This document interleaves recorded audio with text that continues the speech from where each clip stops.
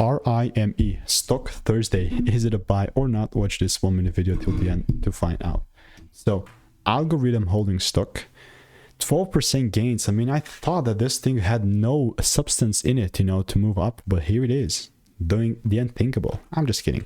But yeah, previously, like when I made the video on it, like all we did, we just kind of filled in the gap. Nothing changed for me. Like yeah, and like the confirmation was not here, but we just went a little bit higher to fill in this gap. Yeah, no trades got taken. Nothing changes the fact that this is still a bearish market for me and bearish bias. I would only capitalize on this or short maybe if there is a proper double break. Guess what? If the price does not give me the rules, then I have no business touching this. Nothing. I mean, I'm not even going to touch it. So that's how RIME looks like. If you want to make more money trading in a simple and lean way, click the first link in the description. There is a free newsletter.